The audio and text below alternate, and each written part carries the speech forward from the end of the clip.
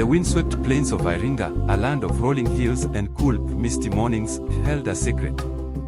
It wasn't buried in the earth or hidden amongst the tall grasses, but within a young boy named Mgaya. One day, when Mgaya was just 10, the sky above his small Wahehe village was shattered by a terrifying event. A giant metal bird, a drone far larger than any hat, plummeted from the heavens, crashing in a field not far from where he played. Sparks flew, metal screeched, but it wasn't the crash that truly frightened him. It was the buzzing. A high-pitched, insistent whine that burrowed into his skull like 1,000 tiny voices screaming at once. He clapped his hands over his ears, his golden eyes wide with fear, but the noise was inside him, not outside. His skin, marked with dark spots like a leopard's coat, seemed to shimmer in the fading light. From that moment, Mgaya knew he was different. He bore unusual markings, a legacy, his mother explained, of being born under a rare red moon. These marks, she said, were both a blessing and a burden, a sign of a special purpose.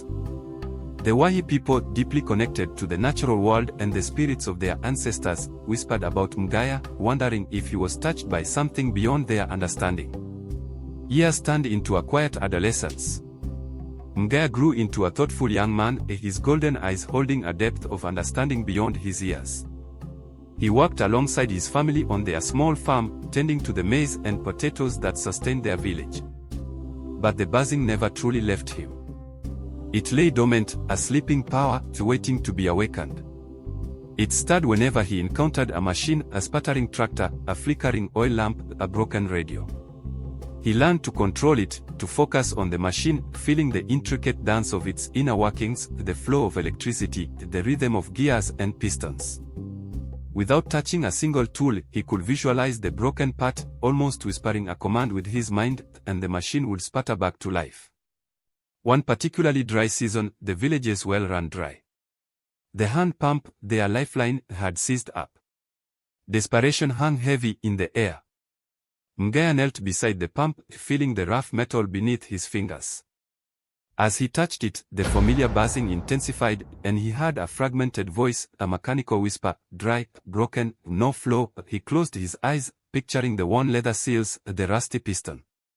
He focused his mind, sending a mental image of repair, of smooth movement, of flowing water. A click echoed from within the pump, followed by a groan of metal, and then the joyous gush as water surged forth.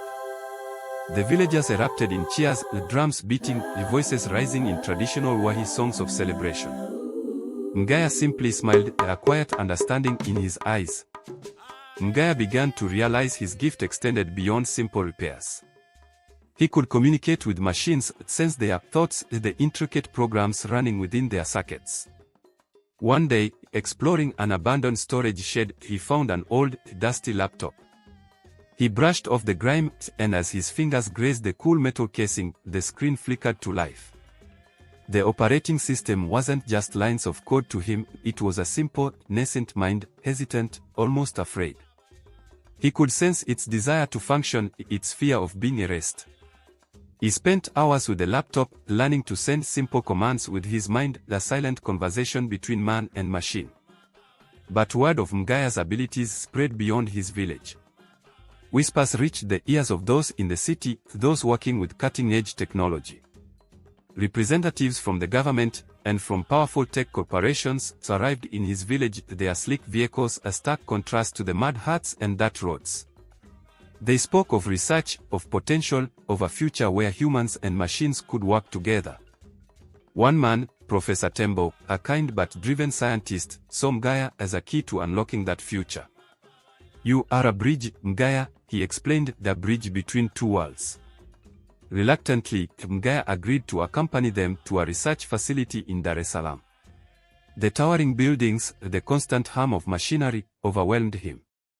The scientists, though fascinated, also treated him as a specimen, running countless tests, connecting him to increasingly complex computer systems. One particularly harrowing experiment involved a neural interface, a device designed to map and analyze brain activity. As they activated the machine, Mgaya felt an invasion, a violation of his mind. It felt as if his very essence was being extracted, copied, and dissected. The buzzing in his head intensified, becoming a deafening roar.